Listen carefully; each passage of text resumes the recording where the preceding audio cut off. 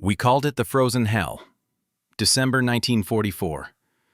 I was just 19 when they sent our division to the quiet sector of the Ardennes. They said it was the perfect place to break in fresh troops. 4 days later, 7,000 of us were prisoners. But what the Germans did next wasn't in any military manual. The temperature dropped to -20. Men's blood froze in their wounds. Guards shot anyone who couldn't keep walking. They packed 80 men per cattle car. No food, no water, no toilets. The smell. I still wake up smelling it 70 years later. In the camps, we watched each other die, one by one. Not in battle, but from cold, hunger, disease. The Germans documented everything. This isn't some Hollywood horror story. This happened. I lived it. And what I saw in those frozen forests and death camps was worse than any nightmare your mind could create. Because real monsters don't hide under your bed. They wear uniforms and follow orders. December 15, 1944, 23:30. The Ardennes Forest, Belgium. The wind whispered through the snow-laden pine trees as Private First Class Alan Johnson of the 106th Infantry Division huddled deeper into his foxhole. The temperature had plummeted to -15 degrees Celsius. His breath crystallized before his eyes as he stared into the darkness. The Ardennes sector had been quiet for weeks, a ghost front, as the veterans called it. The perfect place to break in the new divisions, fresh from the States. "You hear that?" whispered Corporal Frank Ramirez, his foxhole partner. Johnson strained his ears. Nothing but the moaning wind and occasional cracking of ice-laden branches. "Just the forest playing tricks," Johnson replied, but something in his gut told him otherwise.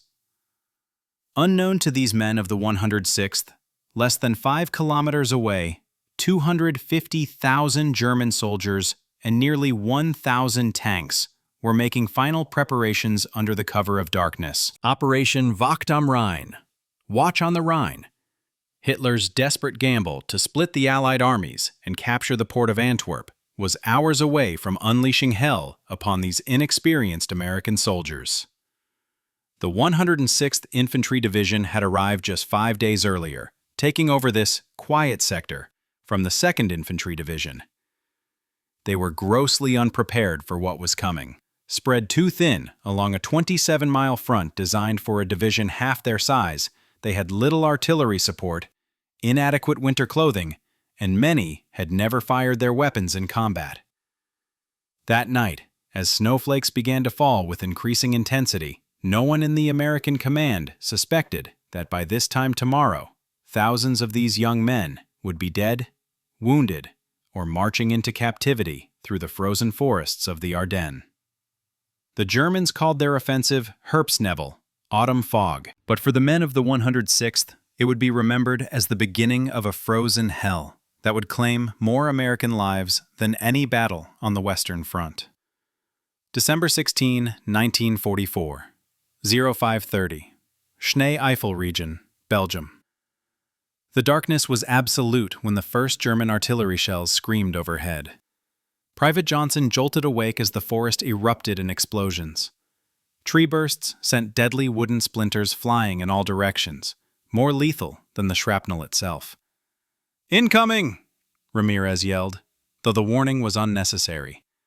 The entire front erupted in a thunderous barrage. Over 1,600 German artillery pieces firing simultaneously in what survivors would later describe as the most intense bombardment of the war. The shells targeted American command posts, communication centers, artillery positions, and supply dumps with terrifying accuracy. Technical Sergeant Vernon Swanson of the 423rd Regiment later testified, "The trees were exploding above us. Men were screaming. You couldn't hear orders. Our telephone lines were cut in the first minutes. We were completely isolated." The bombardment continued for nearly an hour. When it finally lifted at 06:30, an eerie silence fell over the forest. Then came the sounds. Engines. Hundreds of them. The squeak of tank treads on frozen ground. And German voices. Through the morning fog, the men of the 106th witnessed a nightmarish sight. Wave after wave of white-clad German infantry emerging from the mist, followed by massive Panther and Tiger tanks. The snow-camouflaged Germans seemed to materialize like ghosts from the white landscape. Lieutenant Colonel Thomas Kelly of the 423rd Infantry Regiment described the scene in his after-action report. They came through the fog like specters, almost invisible in their white gear. Our boys were still wearing olive-drab uniforms. We stood out against the snow like targets at a shooting range. As the German forces smashed into the American lines, many of the young, untested soldiers of the 106th fired their M1 rifles for the first time in combat. Some weapons malfunctioned in the extreme cold. Others had frozen solid overnight. By 0800, German armor had punched several holes through the thinly held American front. SS Panzer units under the command of Joachim Peiper began their push toward Bastogne, leaving chaos and death in their wake. The nightmare had only begun. December 16, 1944, 10 o'clock. Regimental Headquarters, 422nd Infantry Regiment. Colonel George Deschenaux stared at the field telephone, willing it to work. The lines to division headquarters had been cut, and radio communication was sporadic at best. Reports were flowing in from all sectors, German armor breaking through, entire platoons being overrun, casualties mounting. "Sir, Baker Company reports German tanks approaching from the south," reported a breathless lieutenant. "They've lost contact with Charlie Company entirely." The situation was deteriorating rapidly. The 422nd and 423rd Regiments were positioned on the Schnee Eifel, a heavily forested ridge that jutted into the German lines. Now, German forces were pouring through the gaps on either side, threatening to encircle both regiments completely. Major General Alan Jones, commanding the 106th Division, finally reached Deschenaux by radio at 11:15. The transmission was broken, but clear enough. "Hold position. Reinforcements. Coming." But as documented in the 8th Corps after-action report, no substantial reinforcements would reach the beleaguered regiments. They were effectively being sacrificed to buy time for the rest of the Allied line to solidify. By noon, the weather had worsened. Heavy snow reduced visibility to meters. The temperature hovered around -10 degrees Celsius, and the wind chill drove it even lower. Men who stopped moving for too long risked frostbite. The wounded, unable to move, faced a more terrifying fate: freezing to death in the snow. Sergeant William Meller of the 422nd Infantry described the horror. "I saw men with wounds that wouldn't have been fatal under normal circumstances die within an hour because of the cold. Their blood would freeze on their uniforms. The medics couldn't keep up. And the morphine? It froze too. They had to thaw the syrettes in their mouths before injecting the wounded." As daylight began to fade around 1600, the situation became clear to Colonel Deschenaux and Colonel Charles Cavender of the 423rd. Their regiments were being surrounded. German forces had broken through to the north and south and were racing to close the trap behind them. The last message from division arrived at 1645. "Use your judgment." With those cryptic words, 2 entire regiments, over 7,000 men, were left to their fate in the frozen forests of the Ardennes. December 16, 1944, 1800, near Schoenberg, Belgium. Darkness fell early in the winter forest. Private Thomas Hayes of the 589th Field Artillery Battalion watched in horror as his unit's howitzers fired their last rounds at advancing German armor. "We're out of ammo," the battery commander announced. "Prepare to move out." But there was nowhere to go. German forces had cut the road to Schoenberg, their only escape route. The artillerymen were ordered to disable their guns and prepare to fight as infantry. Hayes had never fired his carbine outside of basic training. Now, He was expected to hold off elite German infantry and armor with it. "We used the sights from the howitzers to aim at their tanks," Hayes recounted in a 1946 interview.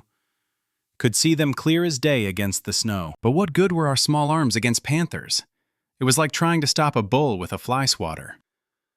The cold intensified as night deepened. Many soldiers had been without hot food for over 24 hours. Their water froze in canteens. The lucky ones had captured German chocolate or schnapps to keep them going. Throughout the night, scattered groups of the 106th tried to break through the closing German noose. Few succeeded. Those who tried to move through the dense forest and darkness often became disoriented in the snowstorm. Some wandered into German positions by accident. The official 8th Corps history recorded, "Elements of the 106th spent the night of December 16th through 17th in isolated pockets, surrounded, with limited ammunition and supplies. Communication between units was almost non-existent. Company commanders had no idea where their battalions were. Battalion commanders had no contact with their regiments." Meanwhile, at division headquarters in St. Vith, Major General Alan Jones received the devastating news that his son, Lieutenant Alan Jones, Jr., was missing in action with the 423rd Regiment. The general's personal tragedy mirrored that of his division as it was being torn apart. By midnight, as documented in German 5th Panzer Army records, the trap had closed. The 422nd and 423rd Regiments, along with elements of the 589th and 590th Field Artillery Battalions, approximately 8,000 American soldiers, were completely encircled in the Schnee-Eifel salient. December 17, 1944. 700. Schnee-Eifel pocket. Dawn broke to reveal a ghastly scene. The night's snowfall had covered many of the dead, creating white mounds on the battlefield. Those who survived the night found themselves in a desperate situation. Lieutenant Robert Ware of the 423rd Regiment described the morning. "Men were stamping their feet and slapping their arms to keep circulation going. Some had wrapped their boots in empty ration bags for extra insulation. Others had bloody feet from trench foot already setting in. And all around us the wounded moaned or lay silent. Too many for our medics to treat properly." German forces began methodical attacks to compress the pocket. Tiger tanks would fire their 88mm guns into the forest, followed by infantry assaults. The Americans, low on ammunition and without armor support, could only fall back. By mid-morning, the command structure was in chaos. Radio batteries failed in the cold. Officers had to send runners between positions, many of whom never returned, picked off by German snipers or captured. Medical facilities were quickly overwhelmed. The 106th Medical Battalion established an aid station in an abandoned barn, but supplies ran out within hours. Captain James Gibbons of the Medical Corps later testified, "We were reusing bandages, cleaning them in snow, and putting them back on different wounds. We had no plasma. It had frozen solid." Men died who could have been saved with proper facilities. The cold claimed more victims than German bullets. Documented cases of severe frostbite mounted. Soldiers reported removing boots from frozen feet only to have skin tear away with the leather. Food became a critical issue. Many had lost their rations during the initial retreat or had consumed them already. Some resorted to eating snow for hydration, which only lowered their body temperature further. Captain Harrison Stone of the 422nd recorded in his captured diary, "The men are eating snow. I've ordered them to stop. It's making them colder. Some are eating pine needles, thinking it will give them vitamin C against scurvy. We've been surrounded for less than 24 hours, and already scurvy is the least of our worries." By noon, the pocket had shrunk considerably. German forces pressed from all sides, and American casualties mounted. Colonel Deschenaux of the 422nd and Colonel Cavender of the 423rd independently reached the same terrible conclusion. Surrender might be the only option to prevent the complete annihilation of their commands. December 17, 1944, 14:30. Regimental Command Post, 422nd Regiment. Colonel Deschenaux gathered his remaining staff officers in a partially destroyed farmhouse serving as his command post. Artillery shells whistled overhead, and the building shuddered with each nearby impact. "Gentlemen, I've received reports from all battalions," Deschenaux began, his voice hoarse from shouting orders over the din of battle. "We have approximately 300 wounded men with inadequate medical care. Ammunition is critically low, under 50 rounds per man in most companies. No artillery support remains. No armor, no air support in this weather." The officers sat in grim silence as the reality of their situation sank in. Major William Riggs spoke up. "Sir, the men will fight to the last bullet if ordered." "And then what, Major?" "Be slaughtered or freeze to death," Deschenaux replied. "I've seen the German forces. We're facing at least a division of infantry plus armor. Even at full strength, we couldn't break this encirclement." According to Lieutenant Alfred Stanley's testimony after his liberation from German captivity, Deschenaux then said, "I never thought I'd have to make this decision, but I'd rather have live prisoners than dead heroes." At 15:45, a white flag was raised above the command post. German forces ceased fire in that sector, and an American officer was sent forward to arrange surrender terms. Similar scenes played out across the pocket, as individual units exhausted their ammunition and surrendered. Some small groups attempted to break out toward American lines. Few succeeded. Private Stanley Feldman described the moment his company surrendered. "Our captain called us together. Men were crying. Not because we were surrendering, but because we felt we'd failed somehow. We'd been in combat less than 2 days. We'd barely fired our weapons before we were out of ammo. It felt unreal. Like a nightmare we couldn't wake up from." By 1630, Colonel Cavender of the 423rd Regiment had also sent surrender emissaries to the German forces surrounding his position. As darkness fell on December 17th, the organized resistance of the 422nd and 423rd Regiments came to an end. Over 7,000 American soldiers were now prisoners of war, in what would become the largest mass surrender of U.S. forces in the European theater since Kasserine Pass in 1943. But for these men, surrender wasn't the end of their ordeal. It was merely the beginning of a new nightmare. December 17, 1944, 1900 Lock. Collection point near Schönberg. The captured Americans were herded like cattle into open fields near Schönberg. German guards with machine guns and dogs formed a perimeter around them. No fires were permitted. No shelter was provided despite the falling snow and plummeting temperature. Lieutenant James Paxton of the 422nd Regiment recorded in a hidden diary, "They've taken our overcoats and gloves. Some men have had their boots stolen by German soldiers, whose own footwear has worn out. We're standing in snow up to our ankles. Men who sit down are kicked until they stand again. The Germans say it's to prevent us from freezing to death, but it feels like just another form of torture." The Germans separated officers from enlisted men, as was standard procedure. The officers were subjected to immediate interrogation, while enlisted personnel were searched for hidden weapons or intelligence materials. Staff Sergeant Warren Cagle described the searches. "They took everything. Watches, rings, personal photos. One guy had a chocolate bar his girlfriend had sent him. He'd saved it for Christmas. A German guard took it and ate it in front of him. Then they started taking our winter clothing. Said we wouldn't need it where we were going." Medical care for the wounded was virtually non-existent. German medics were overwhelmed with their own casualties, and American medical personnel had little or no supplies to work with. Captain Frederick Morris of the 106th Medical Battalion testified after the war. "I counted 27 men who died that first night in captivity. Most had been wounded, but not fatally. They died from exposure, shock, and lack of basic medical care. The Germans let us try to help them, but what could we do with no supplies? We packed snow around wounds to numb the pain. We tore up shirts for bandages. Men were dying in our arms and we couldn't do a damn thing about it."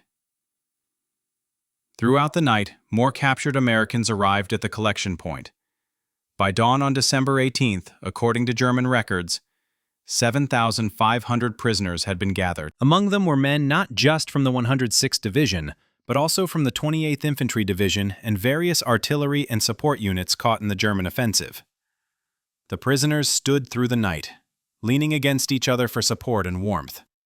Those who collapsed from exhaustion or hypothermia were often left where they fell. By morning, when the Germans ordered the prisoners to form into marching columns, dozens of frozen bodies had to be pulled from the snow. The march into captivity was about to begin. December 18, 1944, 800, Schoenberg, Belgium. The first rays of sunlight revealed a grim tableau at the prisoner collection point. Hundreds of men stood or sat in the blood-stained snow, their breath creating a fog above them. The bodies of those who hadn't survived the night lay covered with a thin layer of fresh snow. German officers shouted orders through interpreters. "Form columns of 4. Prepare to march." Private Robert Levine of the 423rd Infantry Regiment recalled, "We had no idea where they were taking us or how far we'd be marching. Men were already collapsing from cold and hunger. We'd been without proper food for 48 hours by then.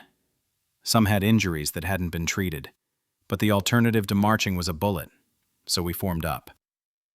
The column stretched for nearly a mile as approximately 7,000 American prisoners began what would become known as the Frozen March. Their first destination was Gerolstein, a rail center approximately 50 kilometers east. The route would take them through the Schnee-Eifel Mountains in deteriorating weather conditions. German guards flanked the columns on both sides. Most were older soldiers or convalescents deemed unfit for frontline duty. They rode bicycles or horses alongside the prisoners, making it easier to keep pace while the Americans struggled through snow that was sometimes knee-deep. The guards had explicit orders. Any prisoner who fell out of the column and couldn't continue would be shot. This was not merely a threat. Official post-war investigations documented at least 86 American prisoners executed during the march for being unable to keep pace. Private Thomas Burgess witnessed one such execution. This kid from C Company couldn't have been more than 19, collapsed about 2 hours into the march. His feet were badly frostbitten. You could tell from how he was walking. When he fell, a guard yelled at him to get up. The kid tried, but he just couldn't. The guard looked around, then shot him in the back of the head. Just like that. Then waved for us to keep moving like nothing had happened. The column made slow progress through the mountainous terrain. The prisoners were given no food and only allowed to scoop up handfuls of snow for water. Some resorted to eating snow-covered pine needles or bark out of desperation. By nightfall, the column had covered only about 15 kilometers. The prisoners were herded into open fields again for the night. Again, no shelter was provided. Captain Henry Willis documented in his post-war testimony that second night was worse than the first. Men were breaking down physically and mentally. Some were hallucinating from exhaustion and hypothermia. Others simply sat down in the snow and refused to move, knowing what would happen to them. I saw 3 men shot that night for attempting to escape, though in their condition, they couldn't have gotten 100 yards. The documented temperature that night was minus 20 degrees Celsius. By morning, dozens more had died of exposure. December 19, 1944, 7 o'clock, near Prüm, Germany. Dawn broke over a scene of misery. The prisoners who had survived the night struggled to their feet, many unable to feel their extremities due to frostbite. The dead were left where they lay, as the columns reformed for another day of marching. The route now took them across the German border and deeper into the Reich. Allied aircraft occasionally appeared overhead, forcing the columns to scatter and take cover. Several prisoners were killed by friendly fire when Allied pilots mistook the groups for German troop movements. The march was interrupted repeatedly by the passage of German reinforcements heading toward the front. The prisoners were forced off the roads into ditches or fields, while German tanks, artillery, and fresh troops passed by.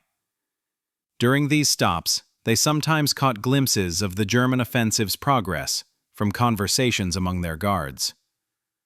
Sergeant Donald Morrison recalled, The guards were initially boastful, telling us that Antwerp would fall within days and the Allied armies would be split.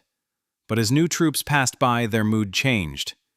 We started hearing that Bastogne was holding out, that Patton was coming from the south. It gave us hope that this nightmare wouldn't be for nothing. By midday, the columns reached Prüm, where German authorities had arranged for a distribution of food, the prisoners' first meal since capture. Each man received approximately 100 grams of black bread and a ladle of thin soup. Lieutenant Robert Franklin described the scene. Men fought over the bread like animals. 2 days without food, marching in extreme cold, breaks down all civilized behavior. I saw a man beaten unconscious by his fellow Americans for trying to steal another's portion. The Germans just watched, amused by our degradation. After the brief food stop, the march continued. The columns now joined a main road where the prisoners encountered German civilians for the first time. The reception was hostile. Civilians, inflamed by years of propaganda and now facing imminent defeat, hurled insults, stones, and garbage at the Americans. In the town of Gerolstein, as documented by multiple witnesses, an elderly German woman approached the column with a pot of boiling water, which she threw at the prisoners, scalding several before guards intervened. Not to protect the Americans, but to maintain order in the column. Sergeant William Preston wrote after his liberation, "The hatred in their eyes was something I'll never forget. Women, children, old men, all looking at us like we were animals to be slaughtered. One boy, couldn't have been more than 10, ran alongside us for nearly a mile, throwing rocks and screaming what I assumed were curses in German. What kind of poison had been poured into their minds to make them hate like that?" By nightfall on December 19th, the columns reached a railway siding near Gerolstein. Here, the prisoners would be loaded onto trains for transport deeper into Germany. But the trains were not passenger cars. They were cattle cars, designed for livestock transport, with no heating, no sanitation facilities, and barely enough room for the men to stand packed together. The nightmare of the march was ending, but a new horror was about to begin. December 19, 1944, 2000, Gerolstein Railway Station. The cattle cars stood waiting in the gathering darkness, crude wooden boxes on wheels with no windows except for small barred openings near the roof. German guards ordered the prisoners forward, in groups of 80 to 100 men per car. Vehicles designed to transport no more than 40 cattle. Private George Sullivan described the scene. "They were shoving us in with rifle butts. Men were crying out as they were crushed against the sides of the car. Once a car was filled, and by filled, I mean packed so tight you couldn't sit down. They slid the doors shut and padlocked them from the outside." The loading process continued for hours. By midnight, approximately 4,000 prisoners had been packed into the train, with the remainder held in a nearby field to await transport the following day. Inside the cattle cars, conditions deteriorated rapidly. With so many men pressed together, the temperature inside actually rose, causing snow and ice caked on uniforms to melt. But this brief warmth was deceptive. As men's clothing became wet, they risked hypothermia once temperatures dropped again. There were no sanitation facilities in the cars. Men were forced to relieve themselves where they stood, adding to the misery and humiliation. The stench became overwhelming within hours. Technical Sergeant Vernon Mackenzie testified, "You couldn't move. If a man passed out, he remained upright, held in place by the bodies around him. Men with dysentery from drinking contaminated snow soiled themselves and couldn't clean up. The smell was indescribable, a mixture of blood, feces, vomit, and unwashed bodies. The train didn't depart immediately. It sat in the siding for hours, occasionally jolted as new cars were added. Each jolt sent waves of pain through men with injuries or frostbite who were pressed against the walls or each other. At approximately 02 o'clock on December 20th, Allied aircraft attacked the rail yard. Though the bombers were targeting German military transports, several bombs fell near the prisoner train. Shrapnel tore through the thin wooden walls of some cattle cars, killing and wounding prisoners who had no way to take cover or escape. Private James Watkins recalled the terror. We could hear the planes coming, then the whistling of bombs. The whole car shook when they hit nearby. Men were screaming to be let out. They were pounding on the walls and doors, but the guards had disappeared to take shelter. We were just locked in these boxes, waiting to die either from a direct hit or when the entire train went up if the engine was hit. The air raid lasted approximately 20 minutes. When it ended, guards returned and ordered silence. Cries from the wounded were met with threats to shoot into the cars if the noise didn't stop. No medical assistance was provided to those injured in the bombing. Men used strips torn from their own clothing to bandage wounds as best they could in the darkness and confined space. The train finally began moving at 05:30 on December 20, rolling eastward toward an unknown destination deep within Germany. December 20, 1944, 12 o'clock. On the rail line east of Koblenz, the prisoner train moved at an agonizingly slow pace. The German rail system, heavily damaged by Allied bombing, could barely function. Frequent stops were necessary to clear debris from tracks or wait for signals on single-track sections. During these stops, which sometimes lasted hours, the prisoners remained locked in the cattle cars. The guards occasionally opened doors to remove dead bodies or deliver buckets of water, 1 bucket per car, for 80 to 100 men. Captain Richard Whitley was among the prisoners. The water they gave us was often filthy or partially frozen. Men would fight over it. I saw soldiers licking condensation from the walls of the car.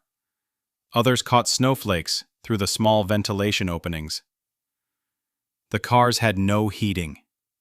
As the train traveled eastward, temperatures inside the cars dropped to freezing again, particularly at night or during extended stops.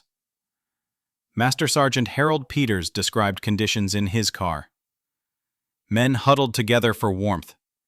We took turns being on the inside or outside of the huddle.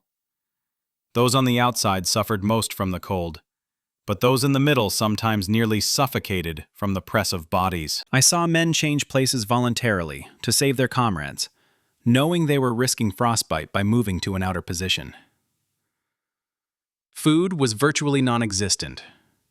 Over the 3-day journey, most prisoners received only 1 or 2 small pieces of bread. German guards claimed supply shortages affected everyone, including themselves. The combination of cold, starvation, dehydration, and unsanitary conditions led to rapid health deterioration. Dysentery spread through the cars. Men with frostbite developed gangrene. Wounds became infected. Those with respiratory conditions, common among soldiers exposed to winter conditions, developed pneumonia. Private First Class Edward Miller kept a secret tally. In our car, which started with 82 men, 7 died during the journey. The guards would only open the doors to remove bodies when the smell became too much even for them. The dead were simply dumped beside the tracks when we stopped in remote areas. Allied aircraft posed a constant threat. The train was unmarked, giving pilots no indication it carried prisoners rather than German troops or supplies. Several times during the journey, fighter planes strafed the train, bullets penetrating the wooden cars and causing additional casualties among the already suffering prisoners. Lieutenant Samuel Green recalled one such attack. It was midday, somewhere in central Germany. We heard the planes before we saw them. P-47 Thunderbolts, our own planes. They came in low, firing their .50 calibers. The rounds went through the cars like they were paper. Men were hit all around me. The worst part was knowing it was friendly fire, our own guys killing us without having any idea who we were. By the 3rd day of the journey, December 22nd, conditions had become so severe that even some German guards expressed concern. A German medical officer who inspected the cars at a stop near Leipzig documented that approximately 10% of the prisoners were in critical condition, with many others suffering from moderate to severe frostbite, malnutrition, and dehydration. His report, captured after the war, stated, "These prisoners will be of no use for labor if transport conditions are not improved.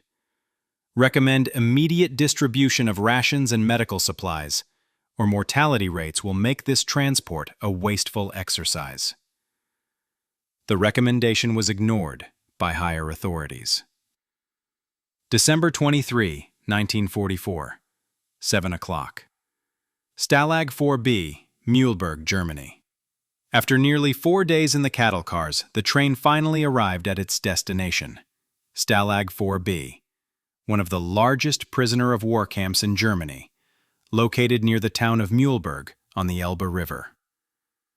As the doors were unlocked and slid open, many prisoners found they could not stand on their own. Legs had gone numb from days in the cramped conditions. Men collapsed as they attempted to exit the cars. Some had to be carried by their comrades.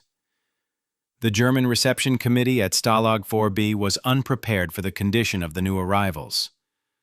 According to camp records, they had expected approximately 3,000 prisoners in reasonable physical condition. Instead, nearly 4,000 arrived, with hundreds requiring immediate medical attention. Sergeant Thomas Burgess described the scene. "They had us stand in formation for roll call, but men were collapsing in rows. The German camp commander was shouting at his subordinates. Even through the language barrier, it was clear he was furious about our condition. Not out of compassion, but because he was receiving damaged goods that couldn't work." The prisoners were processed slowly through delousing stations, where they were sprayed with disinfectant powder and had their remaining personal items catalogued. Many were forced to surrender boots or warm clothing to German guards, receiving wooden clogs or threadbare substitutes in return. Medical screening was cursory at best. A single German doctor and 2 medics attempted to identify those in need of hospitalization. With so many men to process, they could spend no more than a few seconds with each prisoner. Lieutenant Colonel Joseph Matthews of the Medical Corps, himself a prisoner, later testified, "The German doctor was selecting men for the camp hospital based primarily on visible gangrene or high fever. Men with internal injuries, early-stage frostbite, or less obvious conditions were sent to the regular barracks. I tried to intervene when I saw men being overlooked who needed care, but my protests were ignored." By midday, the prisoners were assigned to barracks. Stalag IV-B, originally designed to hold 10,000 men, was already overcrowded, with approximately 16,000 prisoners from various Allied nations before the arrival of the 106th Division captives. The barracks were long wooden structures with triple-tiered bunks. Each bunk, designed for 1 person, now had to accommodate 2. There was no heating except for a small stove at the center of each barracks, which received a strictly rationed amount of coal. Private Harold Wilson described his first impression. "The bunks had thin straw mattresses crawling with lice. No pillows, 1 thin blanket per man. The walls had cracks you could see daylight through. The wind whistled through the barracks constantly. After what we'd been through, it still seemed like hell. Just a different circle." The food ration on the first day consisted of 200 grams of black bread per man and a liter of thin soup made primarily from potato peels and water. This would be the standard diet for the duration of their captivity, occasionally supplemented by Red Cross parcels when German authorities permitted their distribution. For the men of the 106th Division, the ordeal of combat and the horror of the march into captivity was over. But the struggle for survival had only entered a new phase. Many would not live to see liberation. December 25, 1944, 6 o'clock. Stalag IV-B, Mühlberg. Christmas Day dawned gray and cold over the prison camp. The temperature hovered around -10 degrees Celsius, and a light snow was falling. For the newly arrived Americans, this would be a Christmas unlike any they had experienced before. The day began like any other, with roll call. Prisoners were required to stand in formation outside the barracks, regardless of weather conditions or health status. Those who could not stand were carried or dragged outside by their comrades, as the entire barracks would be punished if any man was missing from the count. Captain William Everett recalled, "Standing there on Christmas morning, watching men who could barely remain conscious being propped up by their friends so the Germans could count us like cattle. It broke something in many of us. We'd been told we'd be home by Christmas. Instead, we were in this frozen wasteland, thousands of miles from our families." The Germans made a token acknowledgement of the holiday by distributing an extra piece of bread to each prisoner and allowing Red Cross parcels to be opened for those barracks that had received them. However, only about one parcel was available for every 4 men, forcing prisoners to share the meager contents.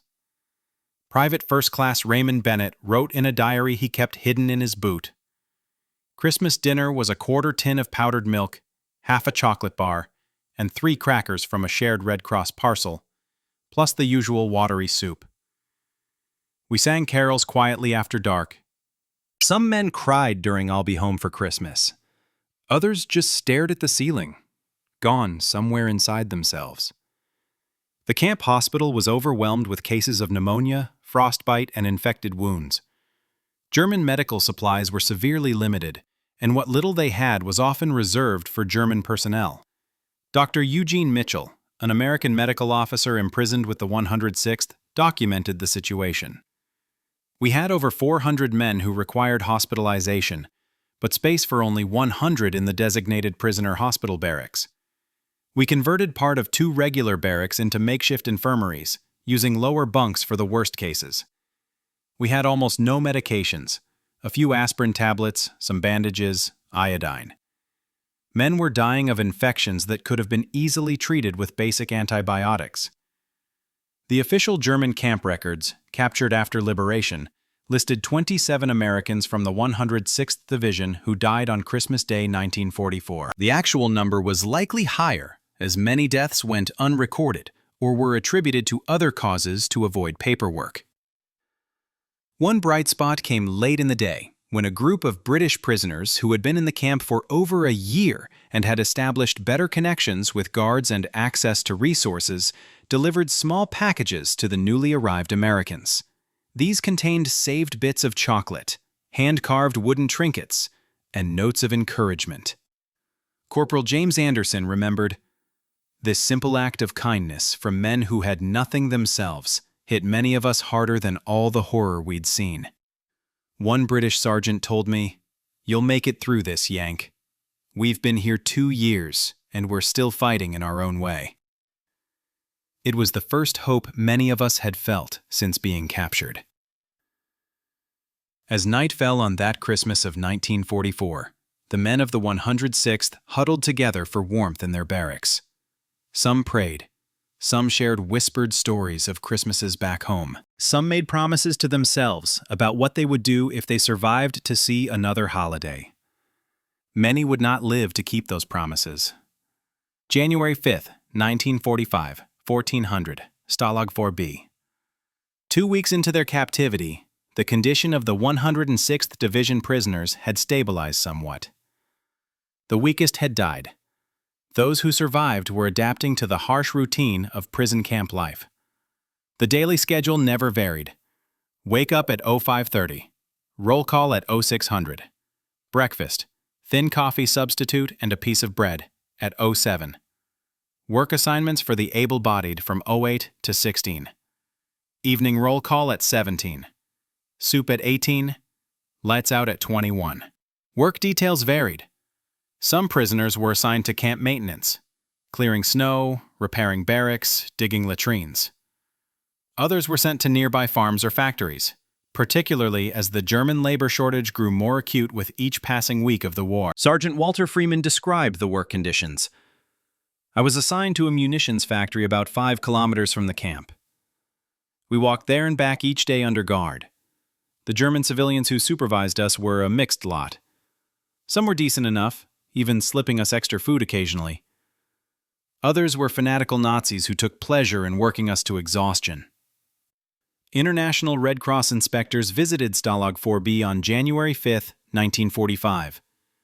Their report, filed after the war, documented severe violations of the Geneva Convention regarding the treatment of prisoners of war.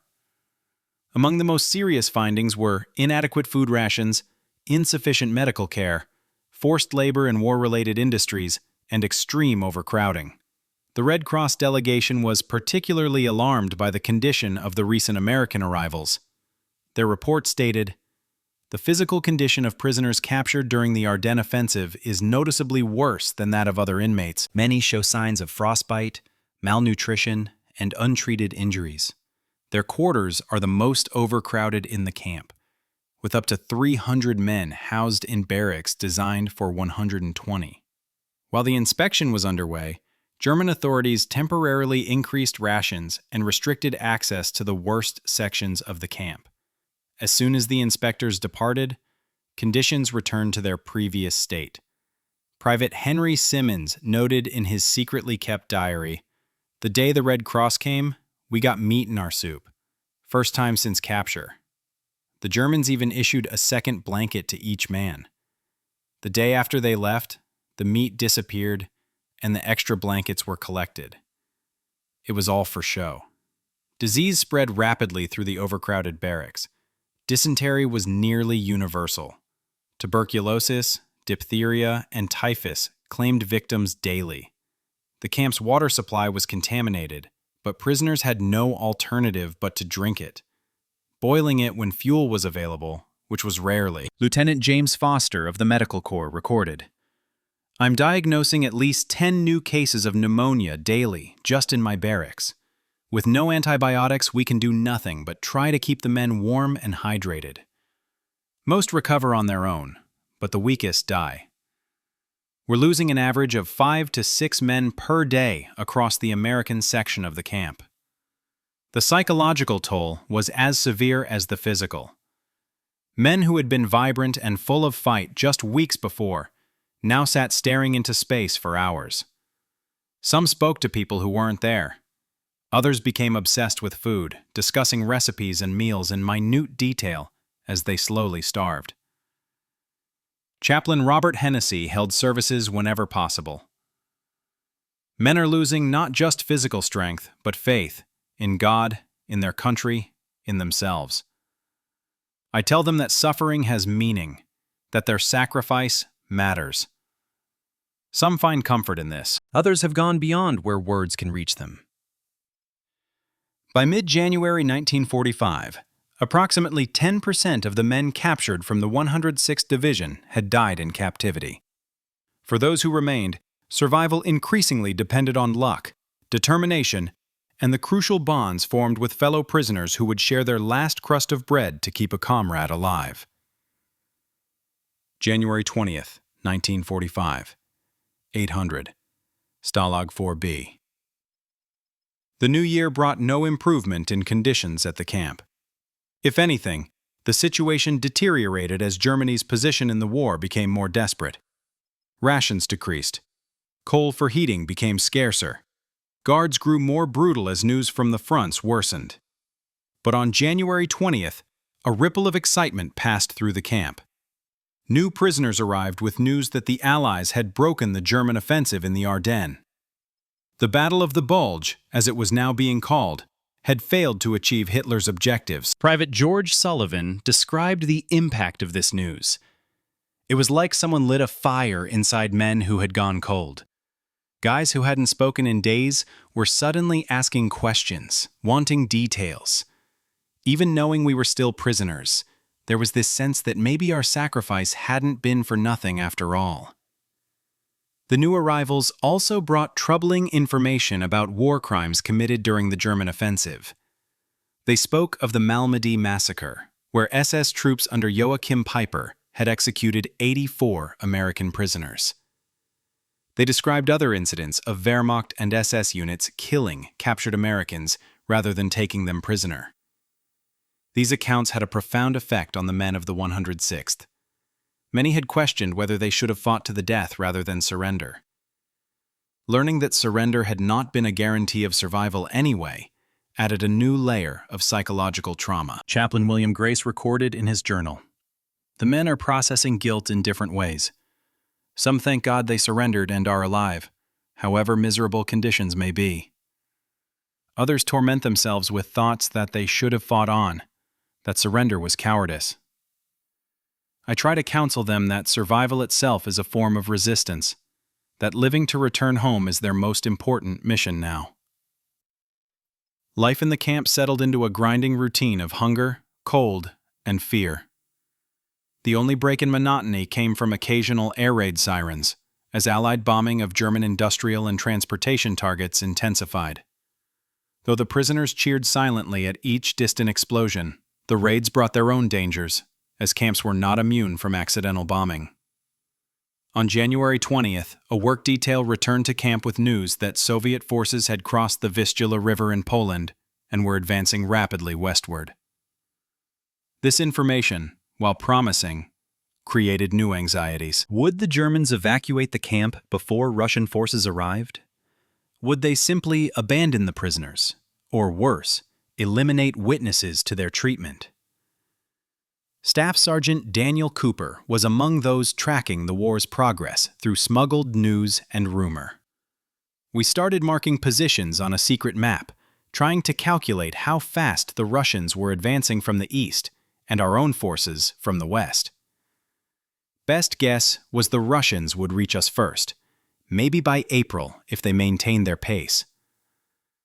The question no one could answer was what would happen to us before then. As if conditions weren't harsh enough, January brought record-low temperatures to eastern Germany. On the morning of January 22nd, the camp thermometer registered -25 degrees Celsius. Inside the unheated barracks, water froze in cups. Men woke to find their breath had crystallized on their blankets. Private Robert Jenkins didn't wake at all. He was found frozen to death in his bunk, the sixth man in his barracks to die that week.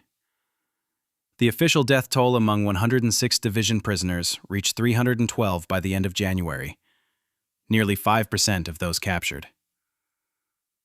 Hundreds more were in critical condition, unlikely to survive another month in captivity without significant improvement in their circumstances. That improvement would not come. Instead, a new ordeal awaited, one that would prove even more deadly than the camp itself. February 3, 1945, 0430, Stalag IV-B. The prisoners were awakened by shouts and whistles hours before the usual roll call. German guards moved through the barracks, ordering everyone to gather their belongings and assemble outside immediately. Lieutenant Colonel Charles Cavender, the senior American officer in the camp, tried to get information from the German commandant. "What's happening? Where are we going? Many of my men are too weak to travel." The commandant's response was blunt. "Soviet forces are approaching. The camp is being evacuated. Any prisoner too ill to walk will remain here with a small medical staff." This was the moment many had feared. As the Eastern Front collapsed, thousands of prisoners in camps across Poland and Eastern Germany were being force-marched westward. The Germans were determined not to allow their captives to be liberated by the advancing Soviet army. Captain Richard Whitley recalled the chaos of that morning. It was still dark. Snow was falling heavily. Men were trying to gather what few possessions they had: extra clothing, hidden food, personal items. The guards were shouting, threatening anyone who moved too slowly with their rifle butts, or worse. No one knew where we were going or for how long. The uncertainty was almost as terrifying as the cold we were about to face. By 600, approximately 25,000 prisoners from Stalag IV-B had been assembled into columns. About 6,000 were Americans, including the surviving men of the 106th Division. The rest were British, French, Belgian, and Polish troops. Those too ill to walk, estimated at 1,500 men, remained in the camp infirmary, their fate uncertain. The march began in pre-dawn darkness. The destination was rumored to be Stalag III-A, near Luckenwald, about 100 kilometers to the northwest, though no official information was provided to the prisoners. Conditions immediately proved worse than the original march into captivity. The prisoners were now in substantially worse physical condition after weeks of starvation and exposure in the camp. Many had lost 20 kilograms or more since their capture. Weakened by malnutrition and illness, they were being asked to march through deep snow in temperatures well below freezing. Private Thomas Hayes described the first day. "We moved at a shuffle, not a real march. Men were falling within the first kilometer. Some got back up, others couldn't. I saw guards drag several men who collapsed into the woods. Then we heard shots. No one who fell and couldn't get up quickly ever rejoined the column." Food was nearly non-existent. Prisoners received a daily ration of approximately 100 grams of bread. Water came from melted snow or streams along the route, often contaminated by industrial waste or sewage. The column moved only about 10 kilometers that first day, stopping at dusk in an open field near a small village. No shelter was provided. The prisoners huddled together in the snow, using whatever they had: coats, blankets, even papers, to create some barrier against the bitter cold. Sergeant William Preston wouldn't survive the first night of the march. His friend, Corporal Frank Morris, described his final hours. "Bill had been sick with dysentery for days before the evacuation. He was already weak when we started marching. By evening, he was delirious with fever. We tried to keep him warm between us, but he died sometime after midnight. The guards made us leave his body when we resumed marching in the morning. Just left him there in the snow, like garbage."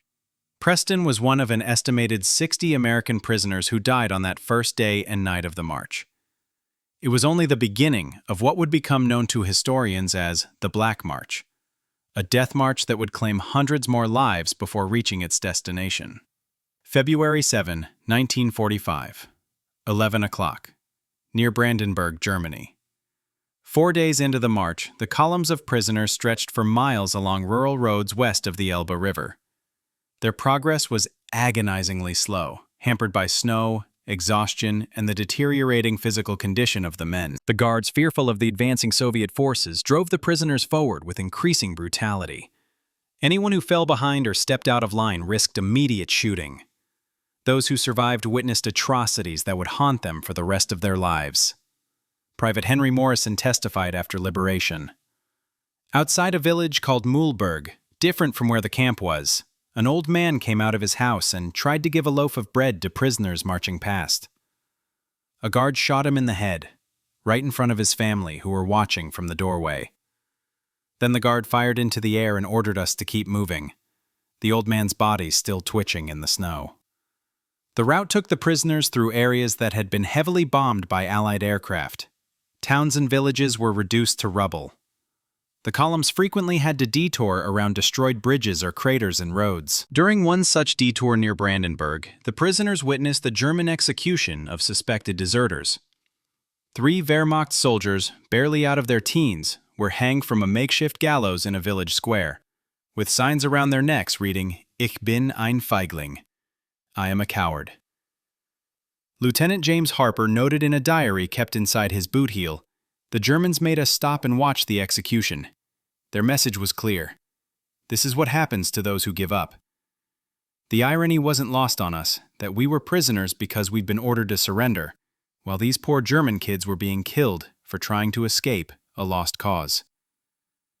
Weather conditions worsened on February 7, with temperatures dropping to -15 degrees Celsius and heavy snowfall reducing visibility to meters.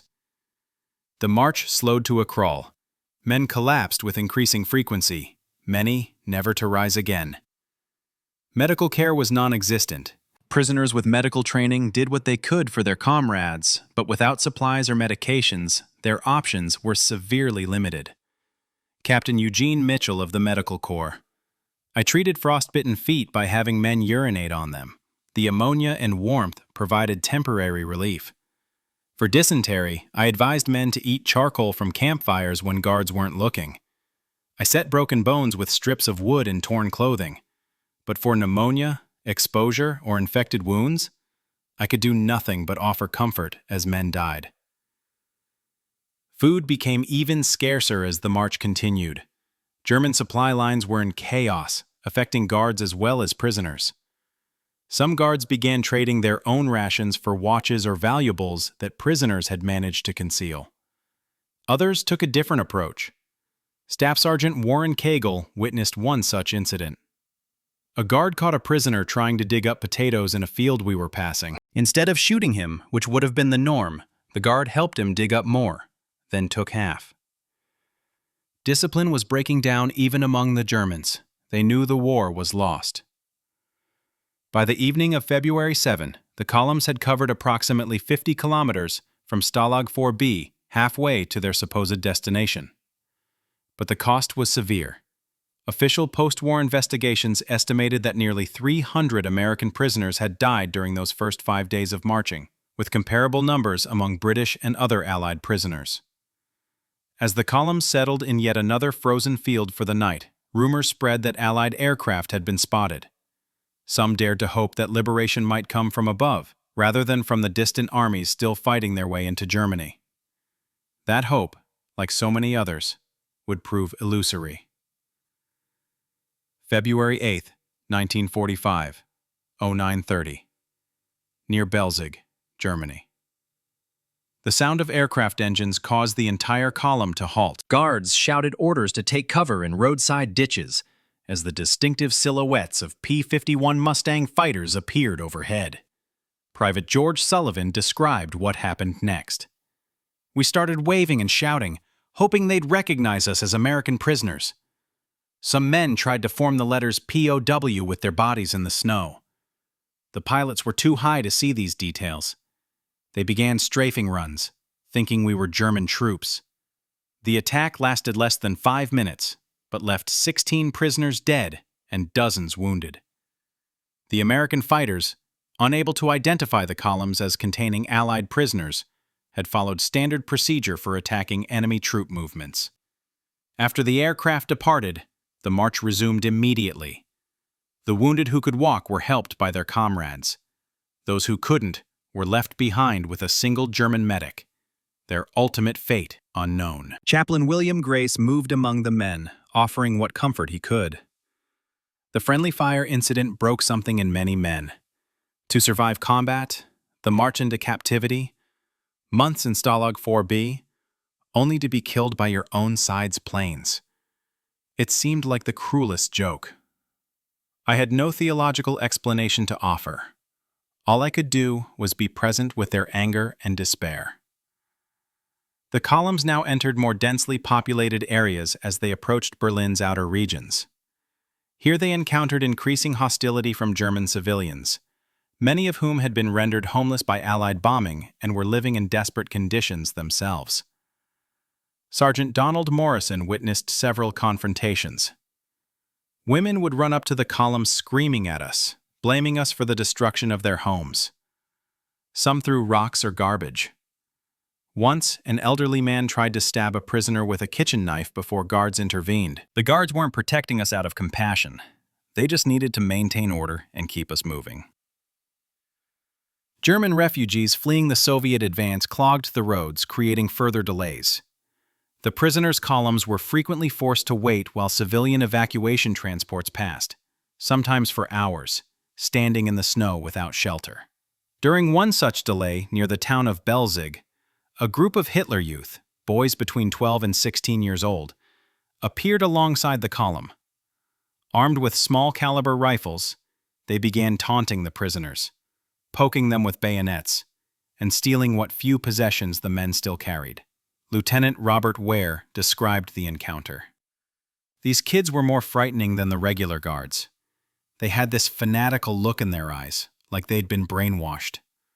One boy, couldn't have been more than 14, shot a British prisoner for not surrendering a ring quickly enough. The German guards eventually ordered them away, but only after they terrorized us for nearly an hour.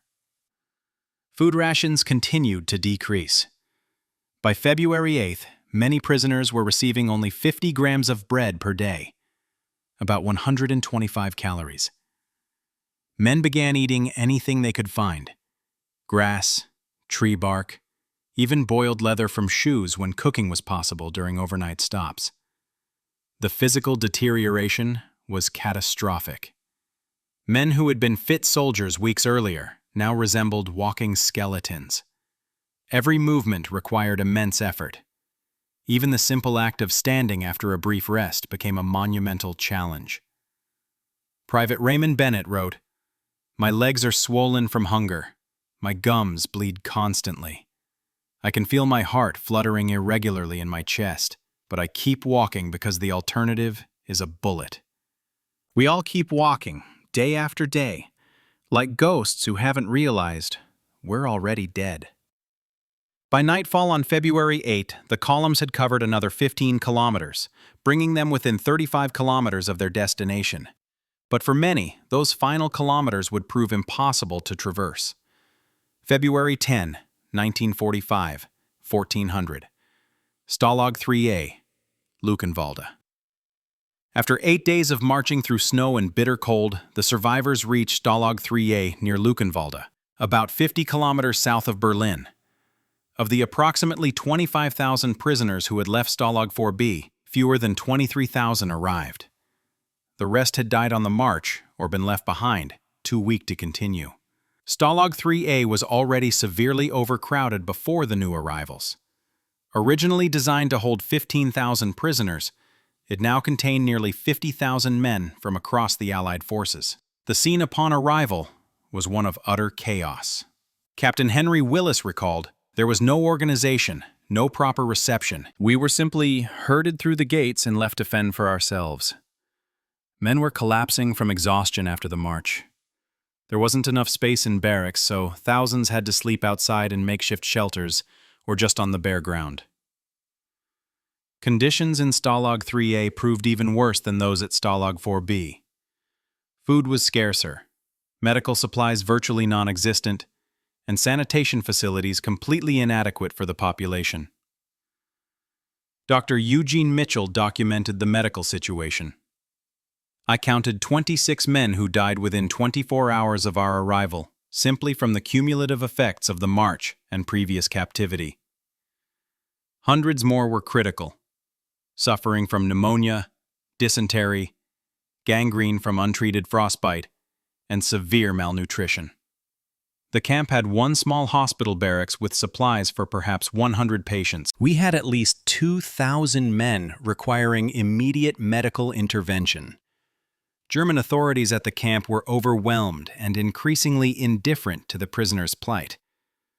With Soviet forces approaching from the east and American and British forces from the west, many German personnel were more concerned with planning their own escapes or surrenders than with maintaining the camp. This breakdown in authority had mixed consequences for the prisoners. On one hand, guard brutality decreased as many Wehrmacht soldiers sought to distance themselves from potential war crimes charges. On the other hand, the lack of organization meant even the meager rations and supplies that were available often failed to reach those who needed them most. Private First Class Edward Miller. It was survival of the fittest in its rawest form. Men who still had some strength left would get food and bring it back to share with friends who were too weak to stand in distribution lines. Those without such connections often got nothing. I saw prisoners steal from the dying. I saw others give their last crust of bread to strangers. The best and worst of humanity was on display every day. News of the war's progress reached the camp through various channels: new prisoners, sympathetic guards, and occasionally even German radio broadcasts that were translated by multilingual prisoners. By mid-February, it was clear that Germany's defeat was inevitable and approaching rapidly. This knowledge brought both hope and new fears. Lieutenant Colonel Joseph Matthews expressed the concerns many felt. We began hearing rumors that Hitler had issued orders that no prisoners should fall into Russian hands. Some said we would be executed before the camp was abandoned. Others believed we would be marched even further west. The uncertainty was psychological torture on top of everything else we'd endured. On February 15, a Red Cross delegation managed to reach Stalag IV-B with a small shipment of medical supplies and food parcels. It was the first outside aid many prisoners had seen in months. Though woefully inadequate for the camp's population, The arrival of these supplies provided a critical morale boost. Sergeant William Preston. When I saw the Red Cross trucks, I wept. It was the first tangible proof that the outside world knew we existed, that someone cared whether we lived or died. Men who had given up hope suddenly found reasons to keep fighting for survival. That hope would be tested severely in the coming weeks, as winter maintained its grip on the region and liberation remained tantalizingly out of reach. March 1st, 1945. 800. Stalag IV-A. As February gave way to March, conditions at Stalag IV-A deteriorated further. German supply systems were collapsing across the Reich. Even the guards were on starvation rations, though they still fared better than the prisoners. The official daily ration had been reduced to 100 grams of bread, often made with sawdust to extend the flour, and a liter of thin vegetable soup. Laboratory analysis conducted after liberation determined that this diet provided approximately 600 to 700 calories per day, less than a third of what an adult male requires for survival. Private Henry Simmons recorded the effects. Men are dying at a rate of about 50 per day across the camp, not just from starvation, though that's the primary cause, but from all the diseases that prey on weakened bodies: dysentery, pneumonia, tuberculosis. The dead are collected each morning and stacked like cordwood behind the hospital barracks until a burial detail can dig graves, which is nearly impossible in the frozen ground. The weather remained bitterly cold well into March, with temperatures rarely rising above freezing. Fuel for heating was practically non-existent. Prisoners burned anything they could find: furniture, books, clothing not absolutely essential for survival. In this desperate environment, a complex barter economy emerged. Cigarettes from Red Cross parcels became the primary currency. A single cigarette could purchase an extra slice of bread. 10 might buy a pair of socks. Medical treatment, extra food, better sleeping locations, everything had a price. Some prisoners established underground communication networks with the outside world. Lieutenant James Harper was part of one such operation. We had a guard who would smuggle out letters for the right price, usually cigarettes or chocolate from Red Cross parcels. He'd take them to a contact in Luckenwalde who had access to neutral diplomatic channels. It was incredibly risky. If caught, both the guard and prisoners involved would likely be executed. But it allowed some men to let families know they were alive. News of the war's progress continued to reach the camp. Soviet forces had crossed the Oder River and were less than 100 kilometers from Berlin. American and British troops had reached the Rhine. Liberation seemed inevitable, yet still agonizingly distant. On March 12, the sound of distant artillery could be heard from the east, the Soviet advance drawing closer. This triggered another round of rumors that the camp would be evacuated further west, but no orders came. Captain Richard Whitley noted the changing behavior of the German guards. Many have disappeared entirely, likely deserting. Those who remain are divided between the fanatics who still believe in final victory and the realists who are already trying to position themselves as having been kind to prisoners. Some have approached American officers offering to surrender to us once Allied forces arrive, believing they'll receive better treatment from Western forces than from the Soviets. The prisoner population had developed its own internal governance structures, organized by nationality. The senior American officer, British officer, French officer, and so on, each led their respective contingents, negotiating with German authorities and coordinating the distribution of what few resources were available. These leadership groups began making preparations for the chaotic period they expected would accompany liberation. Guards were secretly assigned to protect food stores against looting. Medical personnel identified the most vulnerable prisoners who would need immediate evacuation.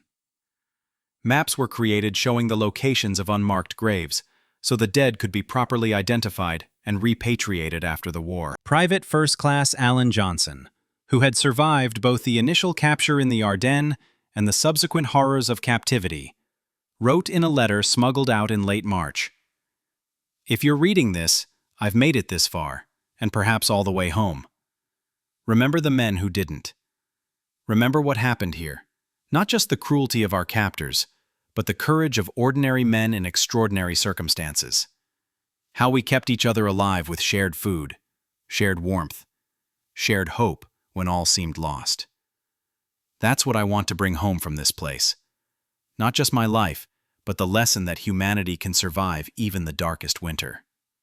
For the men of the 106th Division, that winter of 1944-45 was drawing to a close, but its effects would last a lifetime. April 22, 1945, 10 o'clock. Stalag IV-A. The sound of tank engines and artillery fire had been growing steadily closer for days. On the morning of April 22, the German commandant of Stalag IV-A summoned the senior officers of each Allied nation represented among the prisoners. Colonel Thomas Kelly of the 423rd Infantry Regiment, the senior American officer present, described the meeting. The commandant informed us that he had received orders to evacuate the camp westward, away from the advancing Soviet forces. However, he had decided to disobey these orders. He would withdraw his remaining guards that night, leaving the camp under our control. His only request was that we remember he had made this decision when Allied forces arrived. The announcement was met with cautious optimism. While self-governance meant freedom from German control, it also meant no protection from potential threats in the chaotic final days of the war. Lieutenant Colonel Joseph Matthews organized an immediate inventory of supplies. We had food for perhaps 3 days at starvation rations. Medical supplies were virtually non-existent. Our most critical problem was security. Keeping order within the camp and protecting against potential threats from outside, whether from desperate German units or civilians. A prisoner administration was quickly established. Armed guards, using weapons abandoned by the Germans, were posted at all entrances. Food distribution was centralized to prevent hoarding or theft. Medical resources were prioritized for the most critical cases. The prison guards departed as promised that evening, leaving only a small administrative staff who claimed they wished to surrender to Allied forces rather than flee. Private George Sullivan recalled the first night of freedom. It was strangely quiet. For months we'd heard the guards calling to each other, the dogs barking. Now there was just the sound of men talking in low voices, planning, hoping. No one slept much. We were listening for the sounds of liberation. Tank engines, Russian voices, but also for any sign of German forces returning. None of us would believe we were truly free until we saw Allied soldiers. That belief was well-founded. On April 23, a German SS unit approached the camp, apparently unaware it had been abandoned by its guards. Their intention seemed to be to force march the prisoners westward, or possibly execute those too weak to travel, in accordance with rumored orders from Hitler that no prisoners should fall into Soviet hands. A tense standoff ensued at the main gate. Captain Henry Willis was among those who confronted the SS officer in command. We had maybe 50 men with German rifles. They had about 200 well-armed troops. Their commander demanded we prepare to evacuate immediately. Our spokesman, a British colonel, informed him that the camp was now under Allied military control, and that any attempt to enter would be considered a war crime that would be punished after Germany's imminent defeat. Whether due to this threat, or simply the chaos of the collapsing German military structure, the SS unit eventually withdrew without attempting to enter the camp. For the next 4 days, the prisoners maintained their self-governance, anxiously awaiting liberation. Food supplies dwindled to critical levels. Men were consuming less than 400 calories per day. Those who were already weakened by months of malnutrition began to fail rapidly. Sergeant Donald Morrison. We'd come so far, survived so much. The idea of dying of starvation days or hours before liberation was unbearable. Men were going outside the camp to dig for roots or search abandoned German positions for food, despite the danger of being shot by nervous troops of either side. On April 27, 1945, at approximately 11:30, the first Soviet tanks appeared on the road leading to Stalag III-A. The war, for these prisoners, was finally over. Captain Frederick Morris described the moment. A T-34 tank crashed through the main gate. Russian soldiers swarmed into the camp. They seemed shocked by what they found. Thousands of walking skeletons. They immediately began distributing food from their own rations. I saw one Russian soldier break down in tears when he realized the condition we were in. Through an interpreter, he said, "We thought our prisoners had it bad." The Soviet liberators, while providing immediate food and medical assistance, also brought new complications. Stalin's government did not recognize many aspects of the Geneva Convention, and their plans for handling liberated prisoners differed significantly from American and British expectations. Rather than immediate repatriation to the West, the Soviets initially treated Stalag III-A as a collection point for all liberated prisoners in the region. For nearly 2 weeks, the American, British, and other Western Allied prisoners remained in essentially the same camp, now under Soviet rather than German control. Lieutenant Robert Franklin. We'd exchanged one captivity for another, though the conditions improved significantly. The Russians brought in medical teams, established proper food distribution. But we weren't allowed to leave. They established checkpoints around the camp perimeter. We'd gone from being prisoners of the Germans to being guests of the Soviets, with the distinction being primarily semantic. This situation created considerable tension between the Western Allies and the Soviet Union, foreshadowing the Cold War conflicts that would emerge from the ashes of World War II. May 5, 1945, 1400. Stalag III-A under Soviet control. After more than a week of diplomatic negotiations between Allied representatives, an agreement was reached for the transfer of American and British prisoners from Soviet to Western control. The first transport was scheduled for May 6th. Captain William Everett was among the officers organizing the American evacuation. We created priority lists for evacuation. The most seriously ill and wounded would go first, followed by those who had been prisoners longest. The men of the 106th, having endured both the combat trauma of the Ardennes and the subsequent months of captivity, were generally placed in the second group. Medical examinations conducted by both Soviet and American medical personnel revealed the devastating physical toll of captivity. The average prisoner had lost 40% of their pre-capture body weight.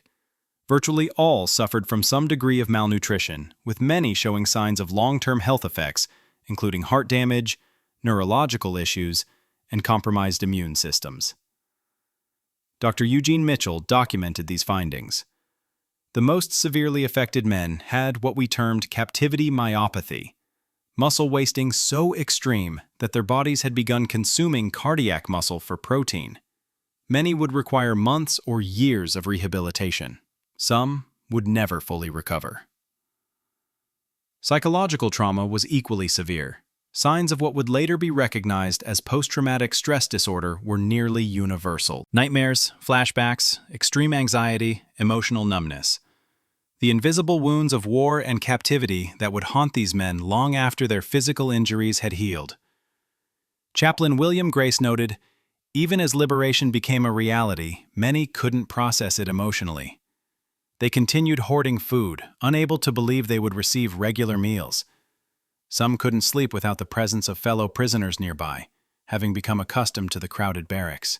Others exhibited inappropriate emotional responses, laughing at tragic news or remaining stoic during joyful moments. Their minds had adapted to survival in ways that wouldn't easily revert to normal functioning."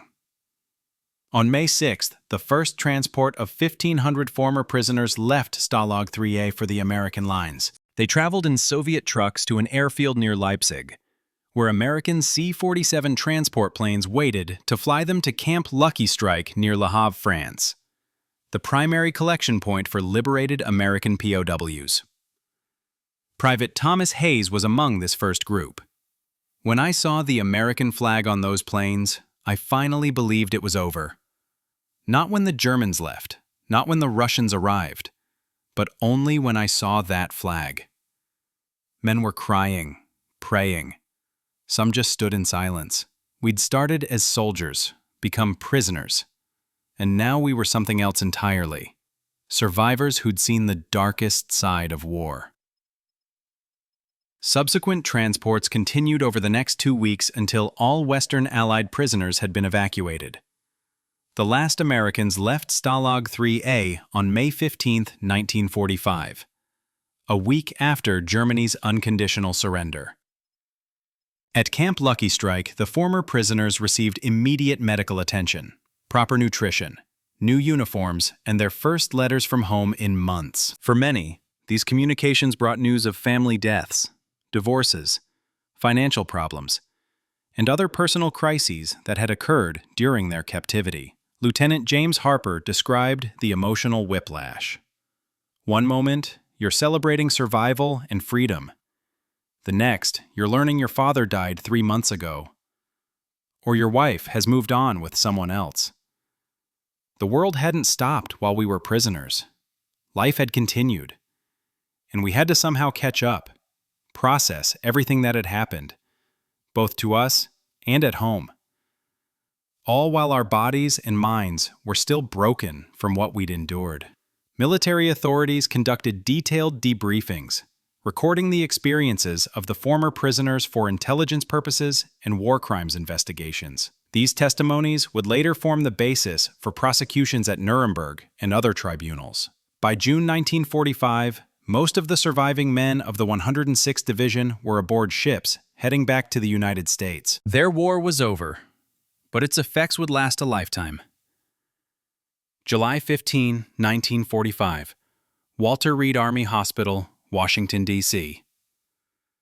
2 months after liberation, hundreds of former prisoners from the 106th Division remained hospitalized with physical and psychological conditions resulting from their captivity.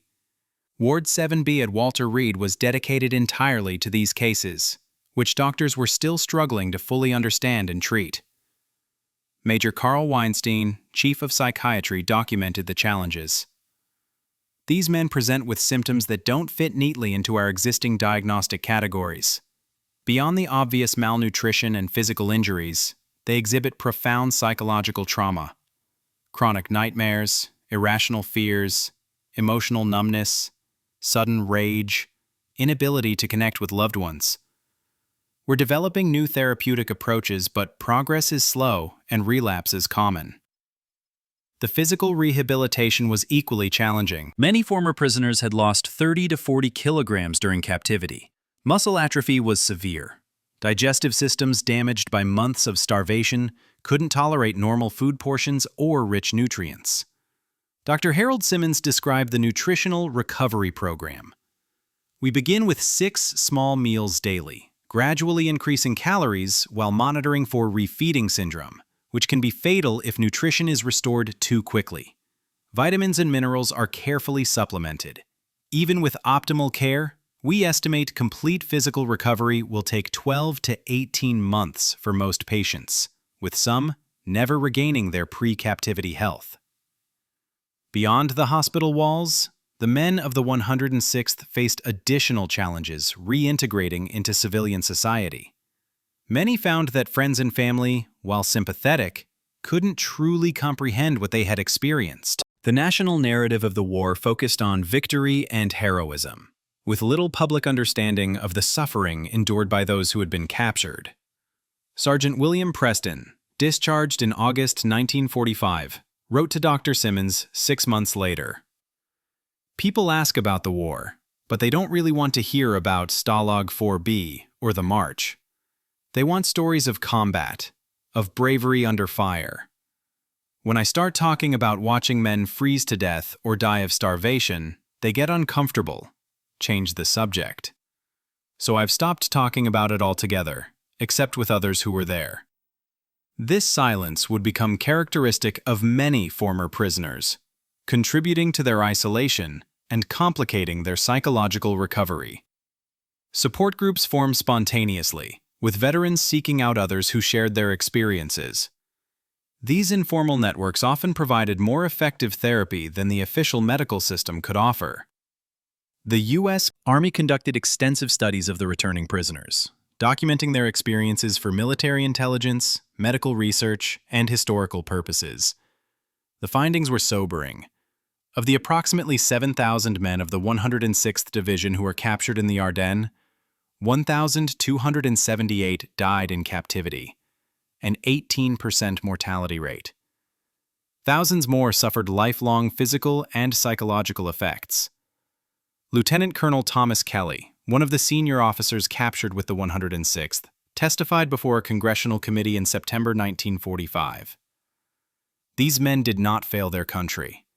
The failure was in the lack of preparation, inadequate training, and strategic miscalculations that placed an inexperienced division in the path of the main German offensive. They endured horrors that most Americans cannot imagine, and they deserve recognition for their sacrifice and suffering, not the stigma of surrender that some have implied.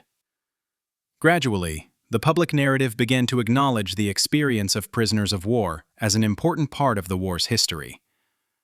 Veterans organizations advocated for improved benefits and medical care for former POWs.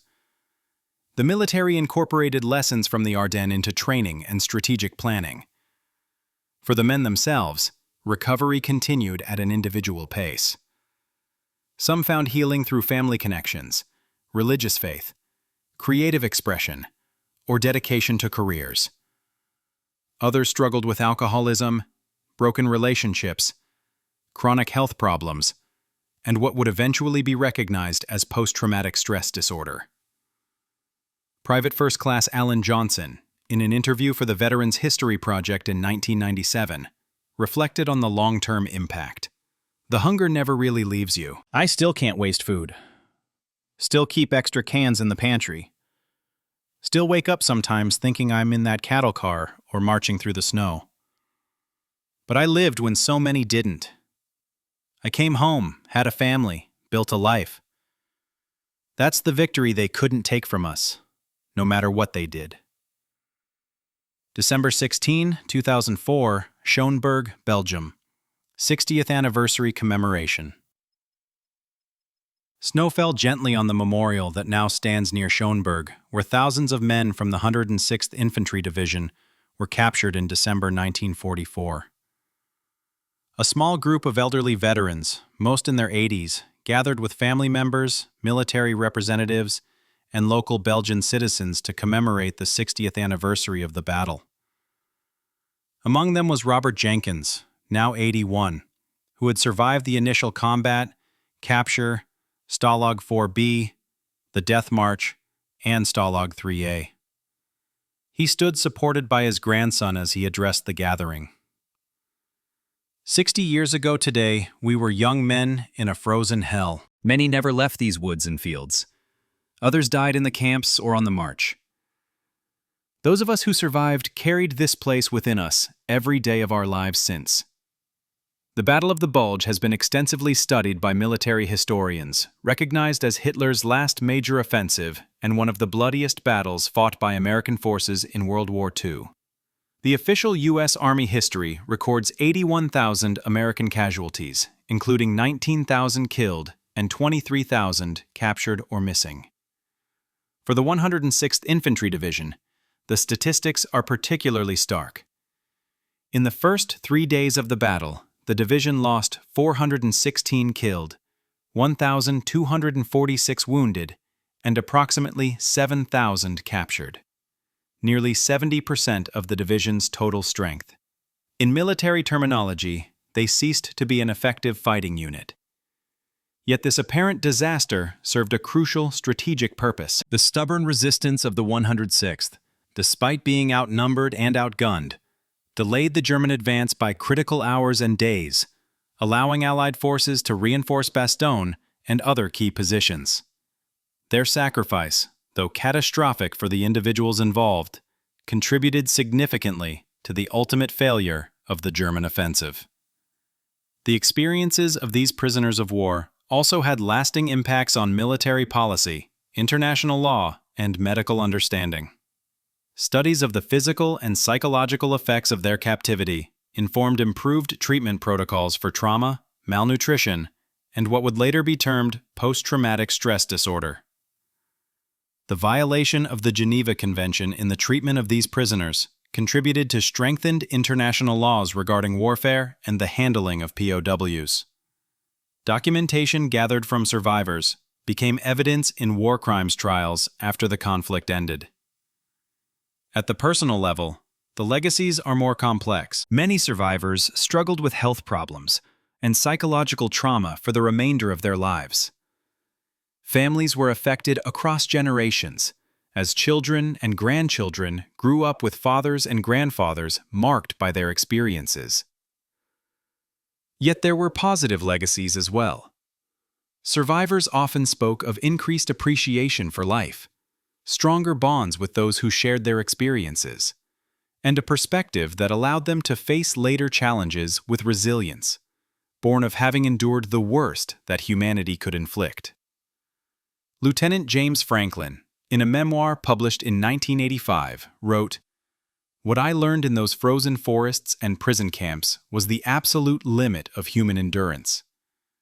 I discovered that ordinary men, when pushed beyond what seemed survivable, can find reserves of strength they never knew existed. I learned the critical importance of comradeship, how sharing a crust of bread or simply the warmth of bodies huddled together against the cold could mean the difference between life and death.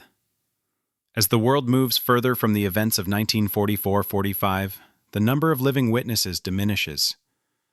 The last verified survivor from the 106 Division prisoners died in 2020 at the age of 97.